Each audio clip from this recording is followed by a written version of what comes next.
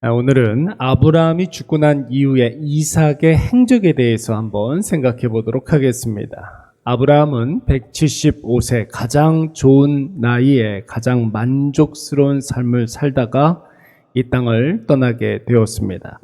가장 만족스러운 삶이라는 것은 아브라함 입장에서 만족스러운 인생이 아니라 하나님께서 만족하시는 인생을 말한다고 했죠. 사랑하는 여러분, 꼭 기억하시기 바랍니다. 우리가 이 세상에서의 모든 사명을 마치고 하나님께 부르심을 받는 그날은 하나님께서 가장 만족스러워하는 그런 날이 될 것이고, 또한 그날이 우리 생에 가장 좋은 나이, 가장 좋은 때, 가장 행복한 날이 될 줄로 믿습니다. 그러므로 아브라함처럼 매 순간 어디에 있든지 살아계신 하나님 앞에 살아가시고, 다 보고 계시고 다 알고 계시고 다 해결해 주시는 그 하나님 앞에 주님의 뜻을 이루어가면서 살아가시는 저와 여러분이 되시기를 간절히 축원합니다. 이렇게 해서 여러분 파란만장했던, 그리고 하나님께서 만족해 하셨던 아브라함의 일생이 대단원의 막을 내리게 됩니다. 이제 본격적으로 언약의 계승자 이삭의 시대가 밝았습니다. 여러분, 아브라함이 죽고 아브라함의 장래가 다 끝난 이후에 이삭은 어디로 갔습니까? 여러분, 그곳에서 무엇을 했습니까? 오늘 본문 11절 말씀을 보시면은 하나님은 이삭에게 복을 주셨다고 그랬습니다. 그러니까 언약의 계승자로 하나님께서 인정해 주셨다는 뜻이고, 이삭은 그 이후에 부엘라 헤로이 근처에 가서 거주했다고 했습니다. 여러분, 이 말씀을 순서적으로 놓고 보면은 하나님께서 이삭에게 복을 주시고 난 이후에 이삭이 부엘라 헤로이로 가서 거주했다, 이렇게 우리가 이해할 수 있겠지만, 여러분, 히브리 말 성경에서는 이 말씀을 하나님께서 이삭에게 복을 주셨기 때문에 이삭이 부엘라 헤로이로 가서 거주했다, 이렇게 해석할 수가 있습니다. 여러분, 부엘라 헤로이에 무엇이 있었길래 이삭이 하나님께서 언약의 계승자로 인정해 주시자마자 부엘라 헤로이로 간 것이겠습니까? 우리가 이미 살펴보았지만 부엘라 헤로이와 관련된 사건은 두 가지로 우리가 볼 수가 있습니다. 사라의 몸종 애굽 여인 하갈과 관련해서 이 부엘라 헤로이 사건이 나오고 있죠.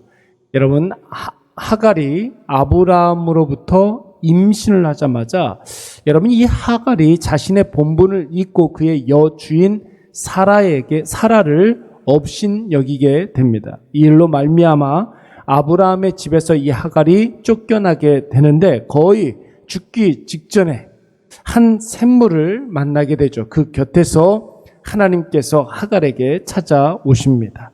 그리고 하갈에게 무엇을 말씀하셨습니까? 네가 아들을 출산할 것이고 그 아들에게도 내가 복을 줄 것이다. 너는 즉시 아브라함의 집으로 돌아가라, 이렇게 말씀하셨습니다.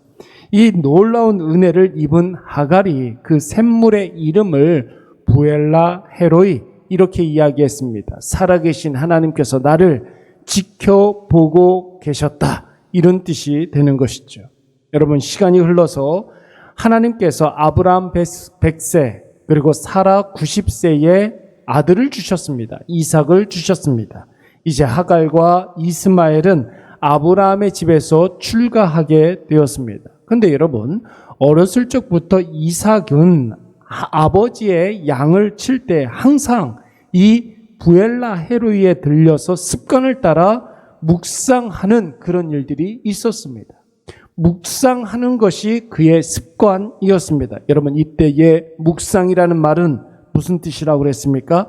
하나님과 이야기를 나누다, 하나님께 묻고 답을 듣다, 하나님과 대화를 하다, 하나님의 뜻을 되새기다, 이런 뜻이 있다고 그랬습니다. 여러분, 왜 이삭이 이 부엘라 헤로이에서 하나님을 묵상했겠습니까? 하나님께서 부엘라 헤로이, 살아계시기 때문에, 하나님께서 로이, 나를 지켜보고 계시기 때문에, 하나님께서 나의 모든 형편을 아시기 때문에 내 안에 있는 모든 문제들을 다 하나님께서 해결해 주시기 때문에 그곳에서 하나님께 자기의 인생의 문제를 묻고 하나님의 뜻을 듣고 그 하나님의 뜻을 되새길 수 있었던 것입니다.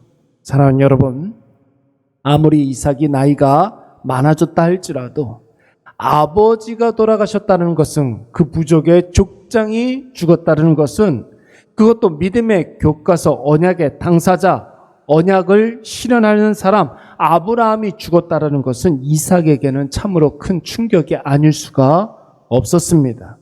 아브라함 가정에 이제 모든 권한을 이제 이삭이 행사해야 하고 모든 책임 또한 이삭의 몫이 되었습니다. 아브라함의 확정지은 그 하나님과의 언약을 이제 이 이삭이 계승해야 하고, 또 그 언약이 실현되는 과정에서 그 해석 또한 이제 이삭이 해야만 하는 상황입니다. 그렇다면 여러분, 이삭에게 지금 가장 필요한 것이 무엇이겠습니까? 나를 향한 하나님의 뜻을 묵상해야 하고 그 하나님의 뜻을 완전히 나의 것으로 삼아야 하며, 또한 그 뜻에 부합한 삶의 각오와 그리고 다짐이 있어야 한다라는 것이죠. 그래서 여러분, 이삭은 부엘라 헤로이로 달려갔습니다. 늘 하나님 아버지 앞에 자기의 여러 가지 문제들, 자기의 모든 상황들 아래는 그 부엘라 헤로이로 갔습니다. 그곳에서 하나님의 뜻을 들었고 그 하나님의 뜻을 깊이 묵상했습니다. 그리고 그곳에서부터 하나님께서 나에게 원하시는 것이 무엇인지, 하나님께서 나에게 바라는 것이 무엇인지를 깨달아 알아 그 일들을 순종하게 되었던 것입니다. 사랑하는 여러분, 이번 한 주 우리가 숨가쁘게 살아왔던 2023년의 반년을 마무리하고 이제 남은 6개월을 준비하는 한 주를 우리가 보내고 있습니다. 지난 반년 동안 부어주신 하나님의 은혜에 감사하고 또 앞으로 우리가 살아야 할 반년을 하나님 앞에서 우리가 잘 준비해야 되지 않겠습니까? 그렇다면 지금 가장 필요한 것이 무엇이겠습니까?